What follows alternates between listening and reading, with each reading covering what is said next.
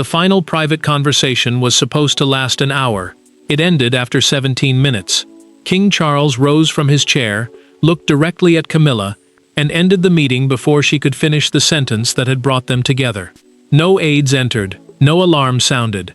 Yet by the time the door opened, the monarch's expression had changed so sharply that one palace insider immediately understood. Something deeply personal had just broken between them. Before we go deeper into what this really means for the royal family, make sure to subscribe so you don't miss a single update. Charles arranged the evening meeting at Clarence's house after tense family discussions. The royal residence, one of the king's London homes, was chosen because they believed privacy might stop the strain from growing. He ordered aides to remain outside and not interrupt.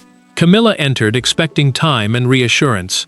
17 minutes later, he stood while she was speaking, ended the conversation, and walked out long before the planned hour was over. Camilla did not move. She did not call after him. Humiliation arrived before anger, because she had never seen Charles physically abandon one of their serious talks. The queen consort, the title used for the reigning king's wife, remained in her chair as silence settled around her. She expected resistance. She had not expected the monarch to deny her the rest of the sentence. Charles paused beyond the closed door, visibly shaken. An aide asked whether he wanted to return or send a message back. The king refused both. A documented account given privately by a senior palace staff member described his face as deeply saddened, not furious. That detail mattered. He had not fled shouting. He had walked away from a request he believed should never have been made. Then the insider noticed the note. Charles had entered carrying no papers. He emerged clutching a small handwritten page Camilla had placed before him. The note connected William, Catherine, and future household arrangements in one personal demand.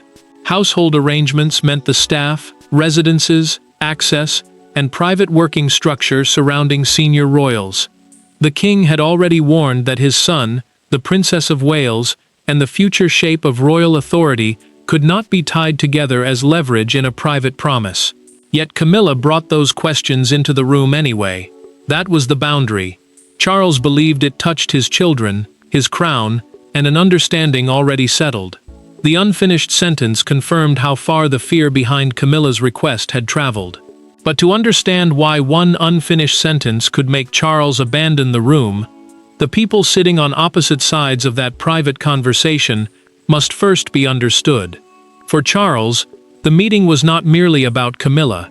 It was about everything he feared losing control of before the next chapter of the monarchy began. For her, the fear was painfully different. She had spent years standing beside him, absorbing criticism, surviving public hostility, and believing that private loyalty guaranteed private security. Now, in one closed room, the king and queen consort discovered that they had entered the same conversation, carrying entirely different definitions of loyalty. Charles carried the weight back into his private study. The monarchy was changing around him, and he knew why that mattered. As sovereign, the reigning monarch responsible for protecting the institution, he had to think beyond his own marriage.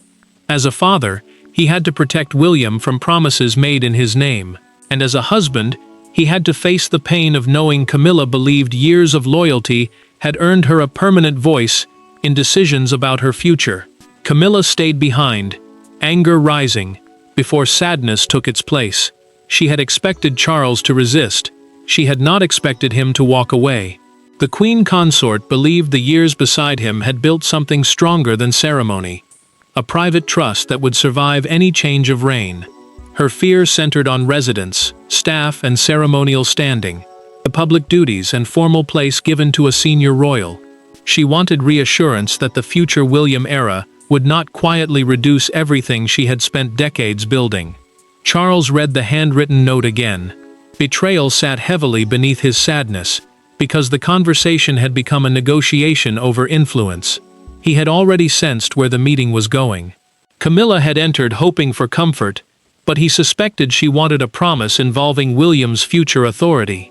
That authority mattered because the next king would eventually control his own household, meaning the staff, residences, and private structure surrounding his reign. The note confirmed it. Camilla had proposed a private understanding in which Charles would guarantee that certain household privileges could not be reduced without her consultation, even after William gained greater control. She was not asking for affection, she was asking for protection from a future decision. The king saw the danger instantly. One promise from him could become pressure on his son. Yet Charles's fear had begun before that evening.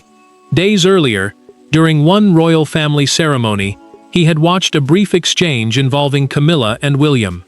The words were quiet, the effect was not.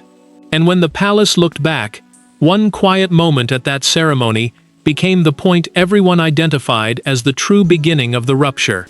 The fracture did not begin behind the closed door at Clarence House.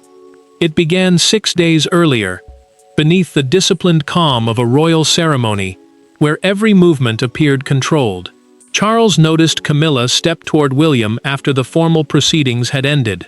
Their exchange lasted less than a minute. No argument followed, but when the future king walked away with his jaw tightened and Catherine immediately touched his arm, Charles understood that something had been said that could not be ignored. Charles had arrived expecting routine discussions. The Windsor household continuity ceremony was a private royal meeting used to review future residences, ceremonial duties, and household changes connected to the next reign. For the king, it was meant to prevent confusion before power eventually passed forward. William and Catherine approached it with equal seriousness because unclear promises made now could later become pressure on the future royal household. They wanted boundaries. Camilla wanted certainty. Then the break came. Camilla moved toward William when others had stepped away. She kept her voice controlled and asked whether, once he became king, he intended to preserve her existing staff and household access, without alteration. The prince immediately understood the weight behind those words. She was not asking about next month. She was asking him to surrender part of a future decision before that future had even arrived. He hesitated, then refused to make the promise. Catherine saw the change when William returned. The Princess of Wales, the wife of the future king, touched his arm as he quietly explained what had happened. He was tense and guarded. Charles noticed. Later, when his son repeated Camilla's exact request, disappointment struck the monarch harder than anger. The queen consort had directly asked William to promise that he would never reduce her household privileges. The future king had refused. Charles confronted Camilla that evening. He spoke gently, telling her that William could not be privately pressured over choices belonging to his own reign. The king expected her to step back. Instead, she answered with a sentence he could not forget. "I only want certainty before certainty disappears." Her fear was now clear, but so was the danger. She believed time itself was closing around her. Charles finally agreed to one last private conversation, hoping peace could still be restored. Camilla accepted. Yet she was already preparing something more formal, a handwritten proposal tying her future protections directly to his personal authority over William.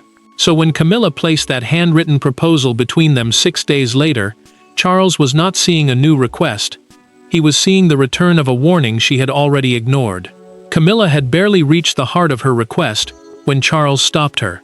His hand moved slowly across the table and rested over the handwritten note.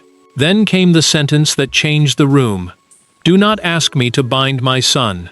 She stared at him. He did not look away. For 17 minutes, years of loyalty, fear, resentment, and royal pressure had been compressed into one conversation, and now neither of them could pretend it was merely administrative. Charles had expected reconciliation. He had removed phones and kept aides outside because he wanted the meeting to remain personal. The king believed they would speak as husband and wife, not as two people negotiating royal power. Camilla had arrived with a different purpose. She wanted written guarantees protecting her staff, consultation over her residence, and ceremonial treatment once William held greater authority. Ceremonial treatment meant the formal duties, public standing, and official respect given to a senior royal. Charles slid the note back toward her. "Do not ask me to bind my son," he repeated, quieter this time. The monarch made his position brutally clear. He would not use his place as father or sovereign. the person who currently holds the crown, to restrict William's future judgment. The prince would one day carry responsibilities Charles could not control from the past. Camilla pushed her chair back. Hurt sharpened her voice. She accused him of caring more about the future king's preferences than the woman who had stood beside him through decades of public anger and private strain. The queen consort reminded him how much she had endured. Charles visibly tightened at the accusation. He had expected fear. He had not expected his loyalty to be measured against his son's freedom. Then Camilla admitted the Windsor exchange.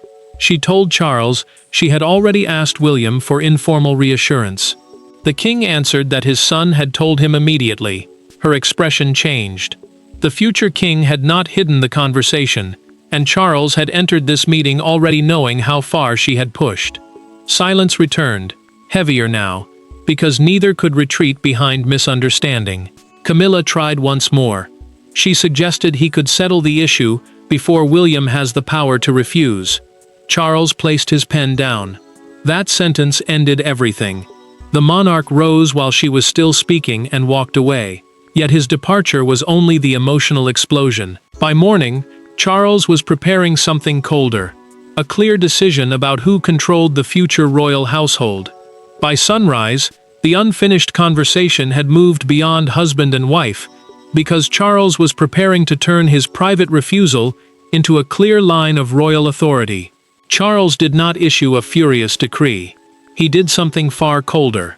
The next morning, he summoned his private secretary, asked for the household transition framework, and read every line in silence. When one advisor attempted to explain how future consultation might be broadened, the king raised a hand. His answer was simple. No private promise made in the present would be allowed to control William's future household. In that moment, Charles transformed a marital argument into a boundary around the next reign. Charles asked 2 senior household advisors to remain in his office. The Household Transition Framework was the written plan covering staff, residences, ceremonial roles, and private working arrangements when one reign gives way to another. He wanted every line clarified, because the future monarch's personal household would ultimately fall under that monarch's judgment. To him, Camilla's desired lifetime guarantee was no longer reassurance. It was a promise that could reach forward and limit William before he ever inherited full responsibility. The advisors spoke carefully. Charles listened once, then asked that the wording on residence consultation, staffing, and ceremonial participation be rewritten in plain terms. The king wanted no hidden pathway through which a private understanding could become pressure on the next sovereign. That title meant the person holding the crown and final authority within the royal household. His decision was controlled. His sadness was not. Charles remained alone after the advisors left. He removed his glasses, placed the framework down, and sat without speaking. The monarch knew Camilla would feel singled out, even if her name never appeared. She would understand why the document had changed. He had protected William's future freedom, but he had also turned their unfinished argument into written palace policy. William received the news quietly. Relief came first, then guilt. The prince understood that his father had refused to make a binding promise on his behalf. But he also knew Charles had placed himself directly between his son and wife. The future king did not celebrate. He simply asked whether Camilla had been named. When told she had not, he exhaled and said nothing more. Then Charles gave the final instruction. No living royal could receive an automatic private guarantee restricting a future sovereign's household decisions without that sovereign's consent. Camilla would not be named. The queen consort would not be publicly humiliated. Yet everyone in the room understood which 17-minute conversation had forced the clarification. That protection lasted only hours. The most painful message did not arrive in an envelope. Camilla understood the new reality the moment a routine household request was quietly redirected away from her. The first consequence looked almost insignificant. Camilla asked for confirmation about a future household appointment and expected the usual answer. Instead, her secretary returned with a careful sentence. The matter would now be reviewed through the king's transition office and, where necessary, with William's team. She read the message twice. Then she placed it face down. Charles had not merely walked out of their conversation, he had quietly removed the very uncertainty she had tried to control. Camilla pressed her lips together and said only, "Leave it." The transition office was the palace team handling arrangements that could affect the next reign, and its new role mattered, because future staffing or residence questions would no longer move through familiar private channels. William's representatives would now be consulted whenever his coming authority was involved. Staff were told to treat the change as procedure, not punishment. Senior courtiers understood the truth immediately. Silence hit harder than anger. Camilla remained alone, staring at the request she had expected to influence.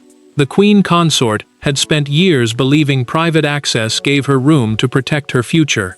Now one redirected appointment told her that access had limits. She was not removed from royal life, but the part she feared most had become real. Charles had acted without returning to finish their conversation. Charles heard within hours that she understood. The king moved toward the telephone, stopped, and stood there in painful doubt. He wanted to call. He wanted to soften the blow. Yet the monarch knew immediate comfort might blur the boundary he had just drawn. If he reassured her too quickly, she could believe the decision remained negotiable. Then the sealed envelope arrived. A palace insider later revealed in a documented private account that Camilla sent no angry note and made no demand. She returned the handwritten proposal from the 17-minute meeting. Charles opened it alone and read the page carefully. One sentence had been crossed out. The words asking him to act, "before William can refuse," were gone. Charles read the erased line again. The change was small, but he understood its meaning. Camilla had finally recognized why he walked away. She was not surrendering her fear, but she was acknowledging the pressure she had tried to place on William, and the man caught between them. That evening, the king made an unexpected choice. He asked her to meet again. No advisors, no framework, no written proposal. This time, he wanted Charles and Camilla in the room, not the crown and the queen consort. For the first time since the rupture, Charles was ready to hear her, but only after the crown, the paperwork, and every advisor had been left outside the room. There were no secretaries outside taking notes, and no proposal on the table. Charles entered first. Camilla arrived minutes later. For a moment, neither sat down. The king, who had ended their previous meeting after 17 minutes, now faced his wife without a document between them. She did not ask for her privileges back. He did not defend his decision. Instead, Camilla said the one thing Charles had needed to hear. "I was afraid of becoming powerless, and I made William carry that fear." Charles let the silence remain. This meeting was deliberately personal, with no officials, no briefing papers, and no formal agenda shaping what either of them could say. A briefing paper is a document prepared to guide royal discussions, but none had been allowed into the room. That mattered, because the monarch did not want another negotiation. He wanted honesty. Camilla had finally offered it. Charles explained why he had walked away. The words about acting before William could refuse had struck him like a warning. The king felt he was being asked to use fatherhood as leverage against his own son, turning personal love into pressure on the future king. He could not stay calm while hearing that request repeated. If he had remained, he admitted, anger might have driven him to say something cruel and permanent. Camilla listened without challenging him. The queen consort admitted she had feared the next reign would erase the security she had built around herself. Staff, access, residence, ceremonial standing. Each uncertainty had grown larger in her mind, until she began demanding guarantees from both Charles and William. She had told herself it was protection. Now she understood that fear had pushed the burden onto two men she claimed to trust. Then Camilla made her decision. She told Charles the handwritten proposal would be withdrawn completely. More importantly, she would speak to William herself and tell him he owed her no future promise. The monarch looked at her carefully. He did not reverse the household clarification, the written rule protecting the next sovereign's freedom over his own staff and arrangements. That boundary remained. Charles reached across the table.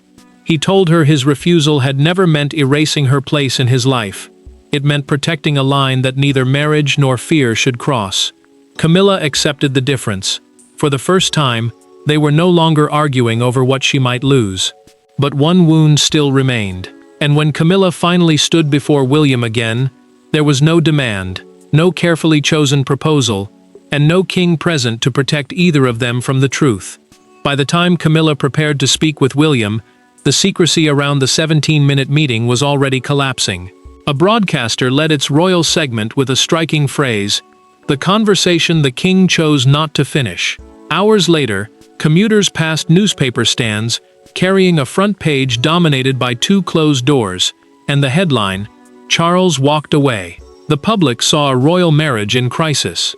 Inside the palace, however, a quieter act of reconciliation was unfolding. Charles had ended the meeting in private, but palace social circles carried fragments of the story into the media. The debate spread quickly.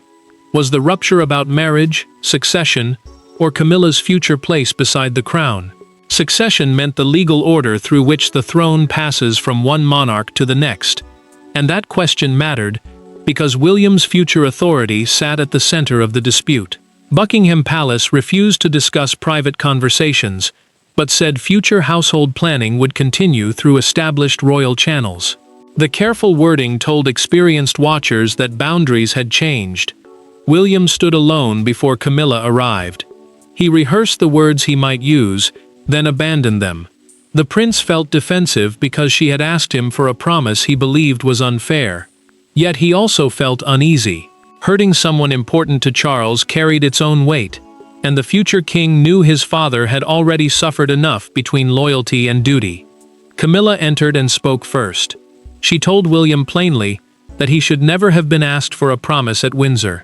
The queen consort did not demand forgiveness. She did not defend the handwritten proposal.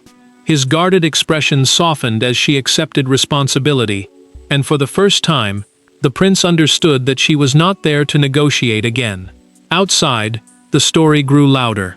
One newspaper front page showed two dark palace doors beneath the giant words, "Charles walked away." A smaller line asked why the king's private meeting had ended after only 17 minutes. The image captured public feeling perfectly. A closed door, an unfinished conversation, and a marriage people assumed had shattered. William finally answered Camilla. He told her he would judge future arrangements fairly, but he could never surrender his right to make those decisions himself. The prince waited. She gave no argument. "I understand that now," she said. That evening, William sent Charles one private sentence, confirming the real outcome. "It is settled," and she spoke to me herself. When William's message reached Charles, the king no longer saw the meeting he had abandoned as a failure. He saw the boundary that had finally forced all three of them to speak honestly. The palace insider's revelation was ultimately simpler, and more painful, than the rumors surrounding it. Charles did not end his last private talk with Camilla early because he had stopped caring for her. He walked out because staying would have meant negotiating away something he believed was not his to give. William's freedom to govern his own future household. 17 minutes were enough for the king to recognize the line before him, and for once, he chose to leave rather than cross it. Charles ended the 17-minute meeting because Camilla's handwritten request asked him to guarantee protection against future choices William might make. The household clarification, a written palace rule explaining who controls staff, residences, and private arrangements, stayed in place. He would not use marriage to restrict the future king's judgment. One private guarantee could have followed his son into a reign that belonged to him, not his father. Then William's message arrived. Charles read the words slowly. "It is settled," and she spoke to me herself. The king placed his phone down and closed his eyes. Relief came first. Sadness followed. The family had neared a deeper rupture. He knew walking out had wounded Camilla, but staying might have turned anger into cruelty, and cruelty into something neither could repair. Camilla accepted the part fear had played. The queen consort understood that anxiety about losing influence had pushed her to pressure both husband and stepson. She had called it security. In truth, she had been trying to control uncertainty. Charles accepted his own painful truth. The walkout had humiliated her, even if he still believed it was necessary. Their second conversation restored the personal bond, but the proposal never returned. Charles offered affection, not institutional guarantees. Those were formal protections backed by royal authority, and he refused to give them. Camilla finally understood the difference. William kept his future authority without demanding her humiliation. He had defended his position without revenge. The verdict was clear. Charles finally separated love from power. Camilla learned that loyalty could not purchase control over the next reign. William learned that authority did not require cruelty. One more minute of negotiation might have turned love into leverage. By leaving, the king preserved his marriage, protected his son, and drew a line the monarchy could survive. The door Charles closed after 17 minutes was not the end of his bond with Camilla. It was the moment he finally closed the distance between private love and royal duty, and made clear that neither could ever again be allowed to control the other. Thanks for watching. Please don't forget to like and subscribe, and we will see you in next one.